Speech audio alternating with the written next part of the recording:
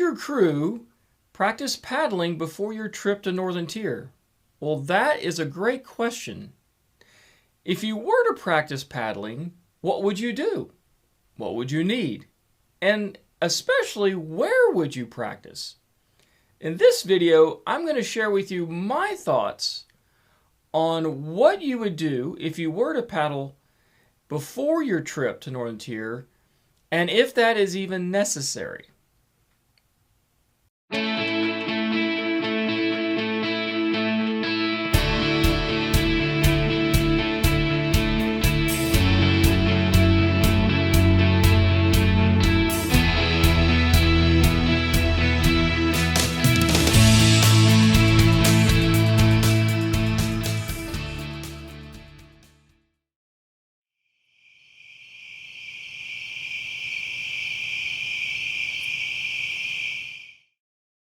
Hey, real quick, right before we jump into this video, if you'd do me a huge favor and hit that like button.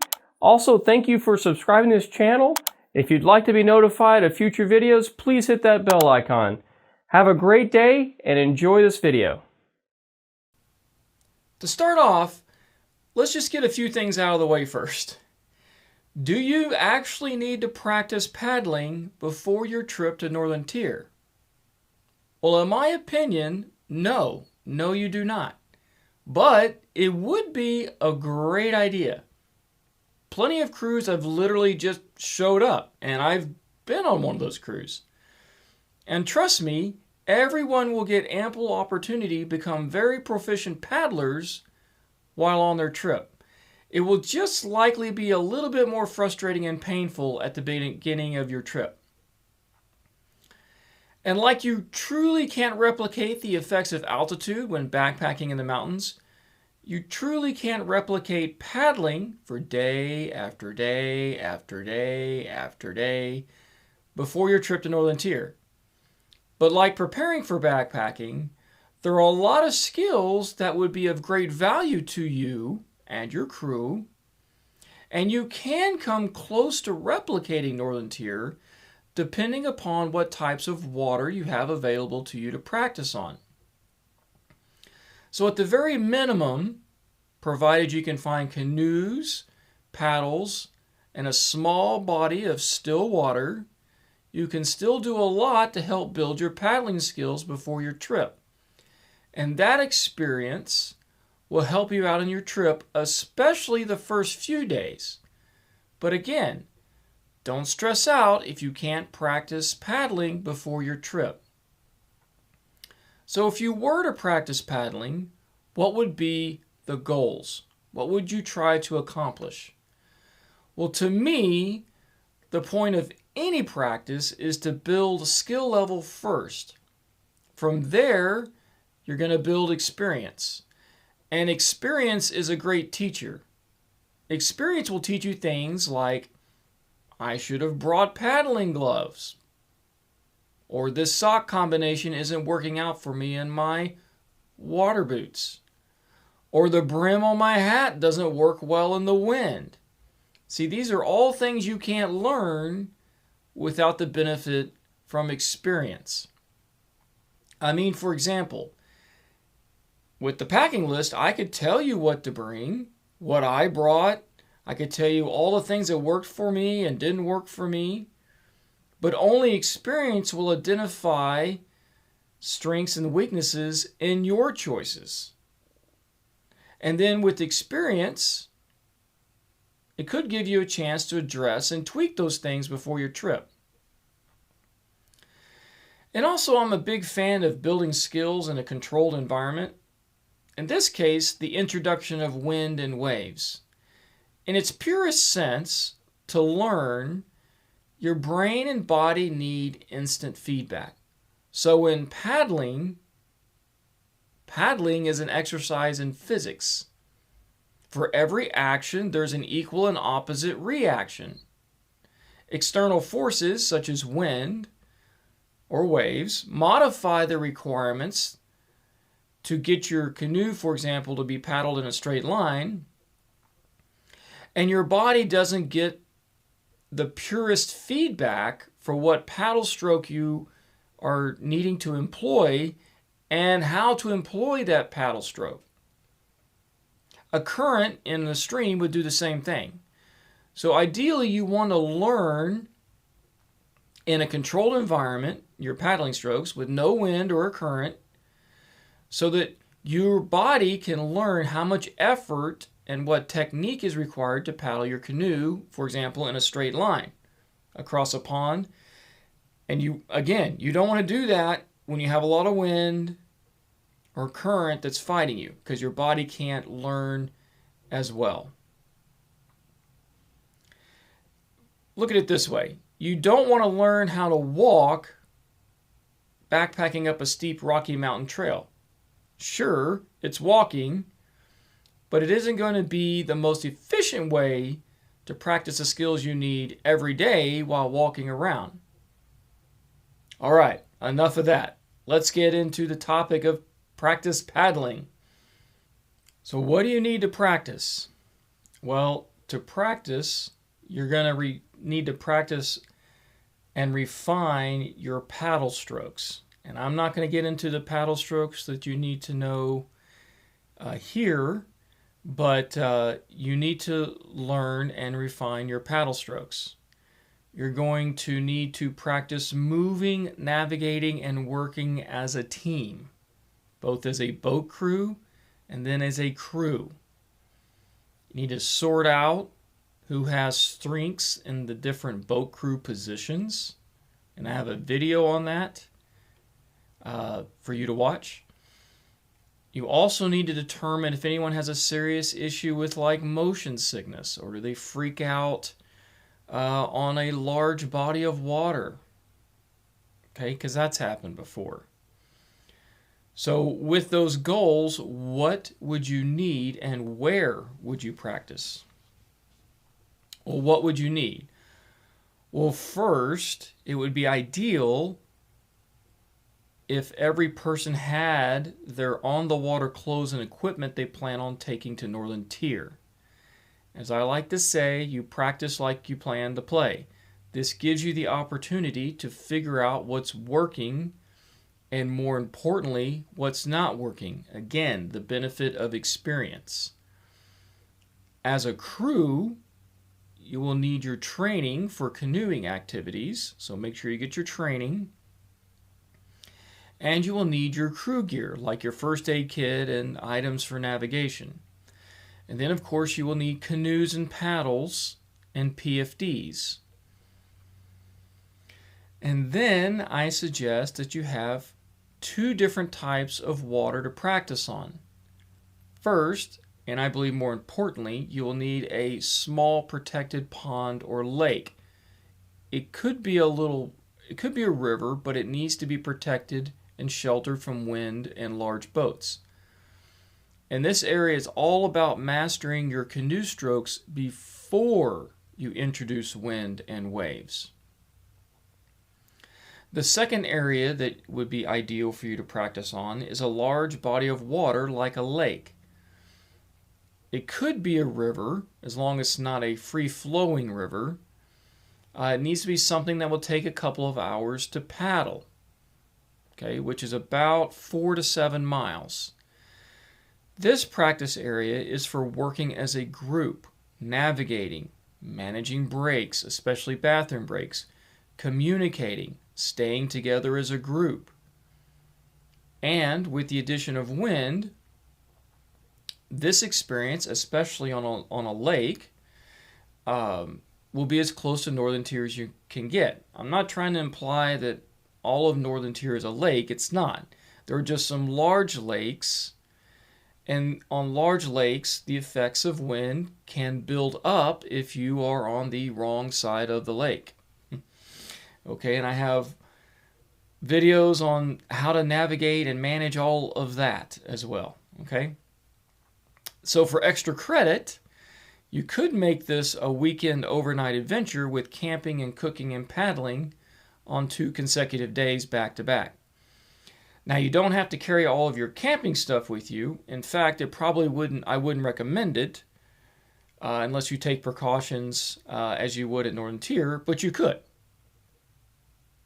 just simply paddling for 2 hours one way and then turning around and coming back for 2 hours or 4 hours total, and then camping, and then getting up and doing it all over again the next day will help replicate what you're going to do at Northern Tier, because some things you can only learn from the benefit of experience, right? And if you have the experience of paddling all day, camping, getting up, dealing with wet clothes, wet boots, your hands being wet, and then blisters, you can only replicate those things if you're doing it really a couple of days in a row. So with all that, let's get into a little more specifics of what to do. So phase 1, is what I'll call it, I guess, is small water. So here the goal is to master the different canoe strokes on the water that is protected from wind and waves. So step 1, you need to learn how to paddle. Remember, everything here is kind of being pure. It's not required, but you need to learn how to paddle in an absolutely straight line, a very straight line. We're not here to meander all over the pond, because eventually we'll get there. No, we are being very deliberate about, I need to go from here to there. And there being a very specific object, like a buoy or a tree or a rock in the water, something that you can see. And then you need to practice paddling from here to that object, and then come up to it with the canoe, the bow of the canoe, without touching it. Okay, because remember, the boat doesn't touch anything except water. Then turn around and paddle back. That's step 1. Paddle in a straight line to something that's identifiable, turn around and come back in a straight line. Okay? Step 2, paddle around an object. Then do it clockwise, and then turn around and do it counterclockwise. Step 3, draw the canoe sideways away from an object, and then push or draw the canoe the opposite direction. So you learn how to move the canoe sideways as a team, okay? And then step 4 would be like run a course. Like, I'm going to paddle from here to that tree over there, and then from that tree over to that buoy, and from that buoy back to here, which may be a dock or a beach or something. So the whole idea here is to get comfortable and familiar with paddling a canoe. Remember, a canoe does not have brakes. And I want to remind you that the canoe does not touch anything but water. So you don't want to be running aground or ramming into objects. So you need to learn how to manage how much effort it takes, and then gauge your speed relative to the distance. It'd be a whole lot better to slowly advance towards a portage trail, okay, and then just in a slow, smooth, steady, and graceful action, you just come right up to the portage trail, which again is literally a hiking trail that ends in the water. So we're talking about a small defined area. I say defined, sometimes they're very difficult to find, but the point is, it's not like, oh, I've got this 100-yard beach and it doesn't matter where I landed. That's not what we're doing. Okay, so we're going to pull up in a very slow, smooth, steady, and graceful manner, and then begin our exit out of the canoe to portage. We're not coming in all hot at 90 miles an hour and then having to throw on the reverse thrusters, your reverse stroke, and then banging into stuff. That's very unprofessional, and that's going to tear up your canoe and a complete waste of effort. Okay? And for bonus credit, you should have everyone do these same activities, paddling in a straight line, paddling the course as the captain. The captain sits in the stern, and as the captain, you will be the only one paddling. No one else will be helping you in the boat. You will quickly learn how proficient you are if you are the only one paddling. So to close out phase one, try and figure out, as a leader, try and figure out which people get along with whom, or more importantly, who does not get along with whom. Who are your better paddlers? Those will be your captains at the beginning of the trip. Your boat crews need to start communicating within the boat crew. Like, for example, your navigator, who's seated in the bow, needs to be pointing out objects to avoid. The captain needs to be giving instruction, things like that. And so now that closes out phase one, and let's talk about phase two. Now, phase two is all about big water, long paddles, and then taking the paddling skills from phase one and applying wind and maybe some waves. Okay, small waves, not big waves. Really, just the waves that would be affected from wind, not necessarily boats. Although if you're paddling out of Ely, you can definitely have small fishing boats, John boats we used to call them, paddling, running up and down the water outside of Moose Lake, outside of Ely. Okay, and as for wind, I'm talking about a 5-mile-per-hour breeze, enough to push the canoe around if you don't know what you're doing. Okay, so find a large lake or maybe a calm river that doesn't have a strong current if you don't have a lake, but a lake would be ideal. Okay, because on a river, it's probably sheltered from the wind and you're not going to get the effect of the wind, although you could get obviously a long paddle out of it. So really, a lake that has some wind, 5 miles an hour, would be ideal. And then you're going to need to get some good topographic maps of that lake or the river, because remember, we're going to practice navigating. And from there, you just kind of need to plan out what you're going to do. You're probably going to have a starting point, and then you need to pick a place that's a few miles away, a very specific spot like a campground or something, so that you can paddle from where you are to that spot and then paddle back, or shuttle if that's what you need to do. But again, that's about at least 2 hours one way and then 2 hours back, or 4 hours total, at least 4 hours of paddling, no matter how you put it together. Okay?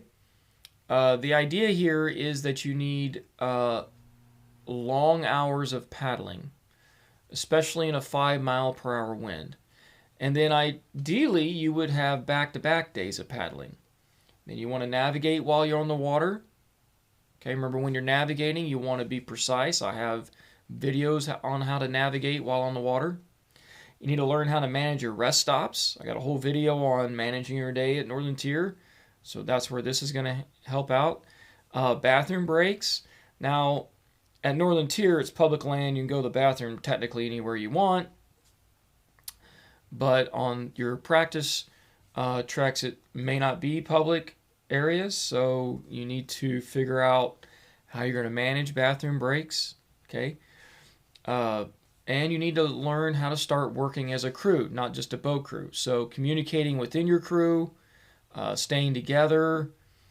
I would suggest that you try to find your best navigator, the person that can navigate or is navigating, and your best captain, and you put them in the lead boat out front, because just experience has taught that the lead boat is leading and everybody just tends to follow the leader, even if they're wrong. So the other boat crews are double checking the lead navigator to make sure they're going the correct direction.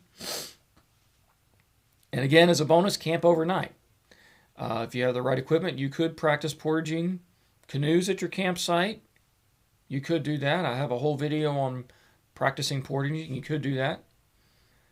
So in conclusion, I just want to remind you that you don't have to do any of this, okay? So don't stress out. There are plenty of crews that show up with little to no experience paddling. And I say no experience, I mean the reality is you've probably paddled at summer camp. You've probably paddled a canoe at some point, but I mean real experience. But it's not completely foreign to you, okay? And yes, you will get a lot of experience paddling at Northern Tier, and you will get that experience very quickly. The whole point of paddling practice, what we're talking about in this video, helps smooth out your first 2 to 3 days on the water. And those first 2 to 3 days, okay, being a little more efficient, a little better paddlers, that allows you to do more or less paddling with less effort. And it's your choice, okay? So if you don't want to practice, that's fine. Just understand that your first couple of days may be a little more rocky and you may not be able to do as much and it may be a little more frustrating. If you are all proficient paddlers, then you can take the first day, kind of get your legs under you, if you will, and then on day 2, just put the hammer down and go, all right? And you can get more out of your trip if that's what you're into. Do you need the Canoeing Merit Badge before your trip? No, you do not. It would help, but it's not a requirement. In fact, you can get the Canoeing Merit Badge book and read it. That would be of benefit to you, okay? Will you be able to earn the Canoeing Merit Badge on your trip? No. The staff at Northern Tier are not going to be signing off on your Canoeing Merit Badge, okay? If you don't know this, the Canoeing Merit Badge, the instructors for the Canoeing Merit Badge have to have very specific accreditations, which you don't have to go to Northern Tier. You don't have to work at Northern Tier, and they're not going to be signing off on your merit badge, okay? And then, of course, there are always people issues. Does anyone have a back issue? Remember, you'll be sitting in a canoe, okay? And you're going to be using every muscle in your body for hours and hours and hours, day after day after day. And your lower back and your abdomen is what kind of keeps all that together. So you're going to be using your lower back and your abdomen muscles a lot. It would help to know if anyone has a really severe, and I mean really severe, issue with motion sickness. Okay, it's very rare, but it is possible. Okay, it's rare, but it's possible. I'd like to know that before I went. So getting out in a little boat with it moving around and all day, because it's not, you got to get your sea legs under you, and, you know, is that going to mess with your senses and be an issue, okay? And from the voice of experience, it would be really helpful to know if anyone freaks out on water. There have been folks who got to Northern Tier and then got out on a big lake like Bailey Bay, which is actually really close to Ely. You add in some wind and waves, because you're going to probably show up in the afternoon when the wind is the strongest, and literally freaked out to the point of needing an emergency rescue to get them back to base. And they left the trek.